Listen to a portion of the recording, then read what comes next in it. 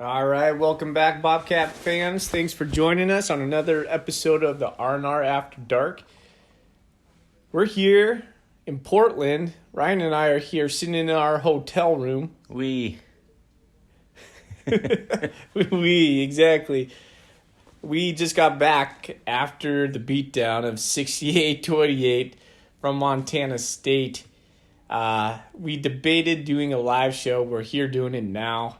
We're going to talk a little bit about the good, the bad, and the ugly. I don't even think we could put an okay in there, Thorny, tonight. I'm okay with bad. that. I'm okay with that. Yeah, recording right from a cell phone in the hotel here. We didn't plan on bringing in equipment, so it's going to sound a little different tonight. But we're here. We're doing our instant reaction because that's what we do, as painful as it may be.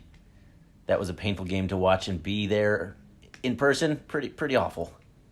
I had to scold Thorny multiple times in the game because he would just say the most negative things each time. And then it would happen, though.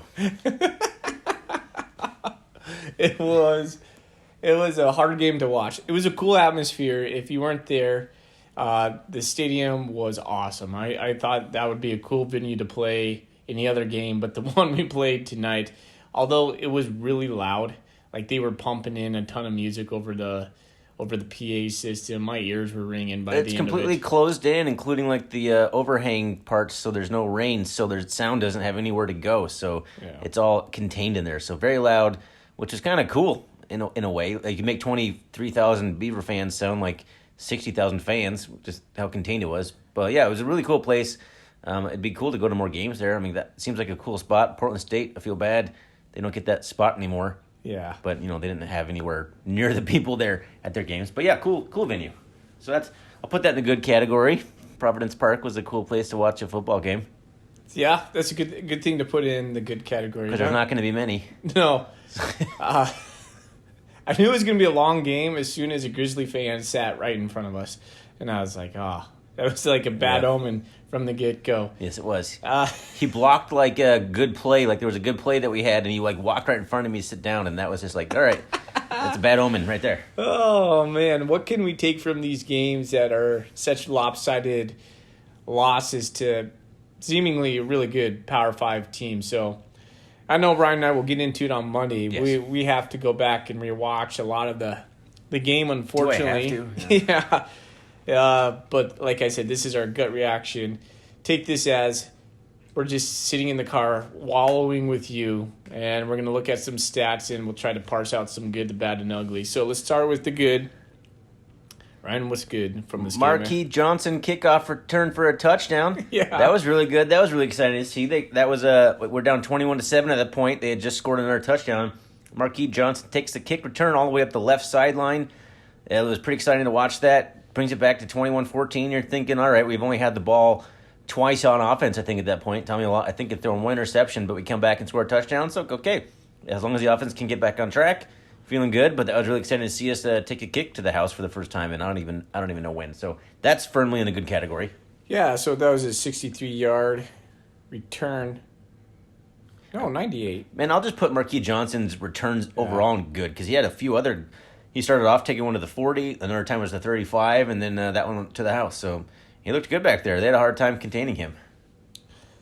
I thought Sean Chambers had a good game. He's becoming more dynamic than I thought he would be. At first, when we would bring him in the red zone, as I predicted, I'm pretty proud of myself on that. I thought we would be using him in the red zone. So pat on Foley's back right there. But he's more dynamic than I thought he would be. And I thought the O-line, honestly, kind of did a nice job paving some holes for Run blocking was good. Yeah, we had like 5.3 yards per carry, per rush on 32 rush attempts, 168 yards. I mean, they rushed it for 222, 39. They had 5.7 yards per carry. So there's a comparison right there. It wasn't all bad as far as offensive production goes for the Cats. We racked up a total of 269 yards to their 546 yards. But, yeah, I thought Sean Chambers looked good. I really liked that little sneak play we had on the end zone where Tommy was in the backfield, looked over to the side, threw up his hands like, what's the play? Sean sneaked in, took the ball from center and plowed in. He converted a couple of those plays where we were like 3rd and 3, 3rd and 2, and he was just they couldn't stop him. So that was pretty cool. You got to be feeling pretty good about a Sean Chambers package where he comes in and is able to push the pile, move the pile against a Power 5 defensive line. Yeah. You got to be feeling pretty good about that going forward into conference play for sure. Yeah, and those guys were huge. That was one thing that stood out to me was the guys on the Beavers team were just average, like bigger. Like they look bigger. I mean, their lines were noticeably bigger, but I was just scanning their sidelines because we were sitting kind of directly behind the sidelines. They just had dudes upon dudes that were just big, strong athletes. So that was noticeable. That was certainly noticeable, and that was a factor in the game, no doubt. Anything else you got in the good? I'm not sure I do. I think the experience at first was good. You know, just being here with all the Bobcat fans. But by third quarter, I could have just walked out. I was debating, like, I was asking you, like, do you want to just leave? Because, I mean, we're in Portland. I mean, let's go hit up a food truck. Let's go get some sushi. Let's do something else besides watch the Bobcats just get smoked. Yeah, I mean, that was good. It started off good. I really had nothing else to say in the good category, maybe. I did like some of the creativity on offense to a point, but I'll probably end up shifting that into the okay category. But other than that, yeah, not much good from this game. No. Maybe some lessons learned, but that remains to be seen, I guess, if that's good or not. Marquis Johnson, Clevan, Thomas, those guys are looking like guys that we're going to be able to depend on throughout the year.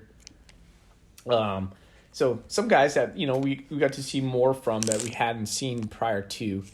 I guess I'm just trying to mine for some positives right now amongst this. But I guess let's move on to the okay category, the okay/bad category.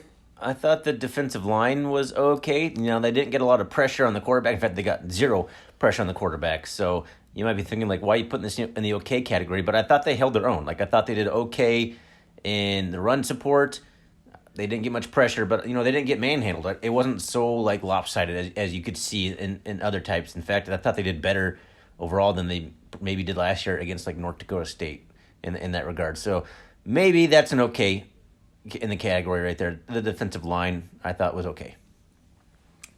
I think Tommy Malott was okay tonight outside of his 3 interceptions, and I would put that straight up in the bad category. His inability to look off of a safety, his running abilities, he still ran the ball like Tommy, but that's what were his stats on Tommy? Yeah, rushing the ball. Just kind of curious. You got it up. Let's see, box score. Let me toggle over there. Did he get to 75?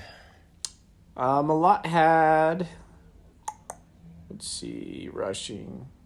Yeah, he was 18 carries for 135. 135, that seems higher than I would have thought. But, you know, he kept the ball quite a bit, and he was getting like 10, 12 yards a clip there for a little bit. So, yeah, maybe his running would be in the good category, but his passing's in the bad category, so I guess that lands him squarely in the okay category as an overall performance at the quarterback position. Oh, yeah. But I'm still more tempted to put that in the bad quarterback or bad category because we're not going to beat any teams with him throwing 3 interceptions. Well, let's just move into the bats because I don't think there was a lot of okays. It was just either... well, hey, we forgot about our Stones Glessner, Blake Glessner. Yeah. He was good on his PATs. He ran down. He saved a kick return for a touchdown. Saved a kick return. He's got some wheels. Stone wheels. Our coverage on kickoffs and punts left a little bit to be desired. They're number 5, and I can't remember his last name. I talked about him in our preview show. He is legit. Number 7? Yeah. Yeah, number 7, that guy. Fast. So that was a big concern. Our defense is a big concern for me. I don't know if it's schemed. This is something I need to learn more about. But it seemed like whenever they wanted a 3rd and long, over the middle was wide open. Wide open. We'd been talking about the last couple episodes we recorded. We were a little concerned about some over-the-middle type stuff. And Oregon State exploited that to the max. I don't know if that's something they saw on film or if that's just something Oregon State just does. But they saw it, and they took advantage of it, and they just kept doing it over and over. Even when they brought their backup quarterback in, they kept doing the same thing, and we could not stop it. We never made seemingly any adjustments about it. That's another bad thing about this game. It didn't seem like it made any defensive adjustments to change up anything to stop the Beaver attack. It just kept coming. Oregon State never got uncomfortable doing the same thing they were doing the entire game. Even when their second stringers in, they're doing the same thing, and we still couldn't stop it. Yeah. So bad adjustments, bad game plan, maybe, I don't know, but bad adjustments for sure. I thought we would bring more pressure early on, and we were definitely trying to get home with 4. I don't know what kind of coverage we were playing on the back end. I would have to listen to someone else or take a second look, but it seemed like maybe a zone coverage because they were wide open across the middle. It seemed like there's some blown assignments on some of those. Anyways, I think probably the worst thing from this game was the fact that we did not stop them once to get a 3-and-out, or they didn't punt. Didn't punt once. No, they had 32 first downs, and they went 10 for 12 on third down. And when they didn't go 10 for 12 on third down, they went 1 for 1 on fourth. So there's another third down in there that maybe time They ran kicked out. a field goal, I think. Yeah. I think they attempted a field goal. I think maybe he missed it. I Oh, don't remember. man. So it was like not deja vu. We had that happen against Eastern one time, and it was it's cringy. It's just cringy when Ryan and I are just sitting there going, "Come on, just stop." This was our goal. Was going into the second Force half. one punt. One punt and it didn't happen. Didn't happen. I mean, those of you listening or of a certain age remember the 2014, 2015 Rob Ash defenses, and I felt that's what I was watching today. I felt like Jamie Marshall was calling the shots. Nobody was trying to tackle. It just looked bad, and I had zero confidence that they were going to do anything. I'm like, all right, third down. Well, they're going to throw the ball over the middle. Like, it was to that point where you just had no confidence at all in the defense, and they never gave me any reason to be confident, and they never made a stop. So that's terrible. I mean, it was bad. It was a terrible defensive performance, and it's borderline embarrassing to watch it and be there as a Cat fan. It's like, this is we do not belong on the same field right now. No. You just see Missouri State, hang with the number 10 team in the nation, losing by maybe 20-ish points, and just crawled across the TV They were winning screen. at halftime, I believe, if I saw that. Yeah. Anyways, another bad would be, I just thought our offensive play calling. We early on, first drive looked good. We ran the ball right down their throats, but our passing game leaves a lot to be desired. We have very little creativity. We have seen all of our passing plays at this point. Our route trees are not diverse. We're testing nothing over the middle. And honestly, if a little knock on Tommy Mellott is he's not looking off any of these safeties, and it's causing us a lot of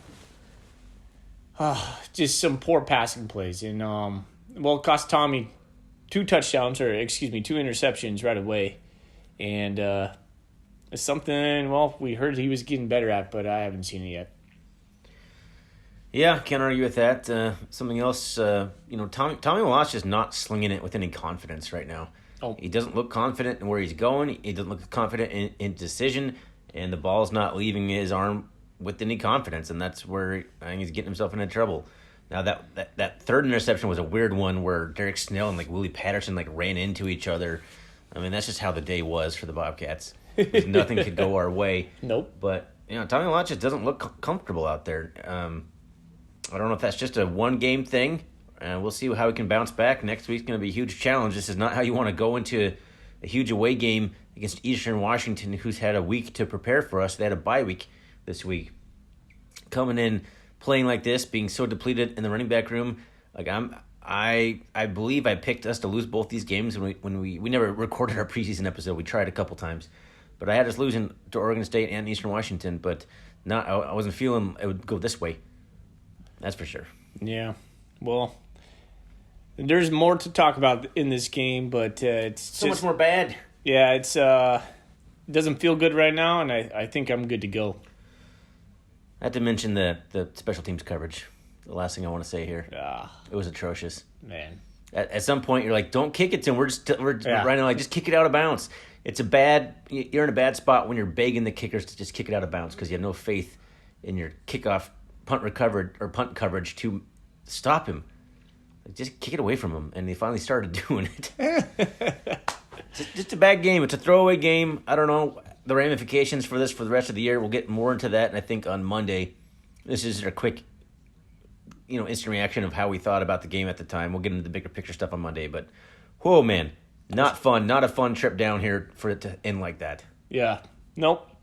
I think I said 42-17. I would have been happy comparatively to see that instead of losing by 40. 68-28. They almost hung 70 points on the Bobcats. Are you kidding me? Yeah, it's one we're gonna forget about soon. Hopefully. Last time I remember that many points was trying to think here. Kansas State. We went down to Kansas State and played a terrible one of those similar games where just everything that could go wrong went wrong. Yeah. And we lost that game 69-10 or something like that. And this is a similar feeling. That team didn't end up being particularly good. I don't recall for the Bobcats, but we'll see how this season goes. So hopefully it's a game we can turn around and keep progressing forward. All right. Throw it away. Well, don't lose faith, Bobcat fans. We'll be back at it, and I'm sure the Cats have, some answers down the road during conference season. That's the big test right there, and it's gonna be a hard go. We're gonna start with Eastern Washington, a team that's had a week to prepare for us now because they're on the bye. So, yep. We'll see you in Cheney and next weekend. And with that, I think I'm just gonna sign off. Go Cats! Go Cats!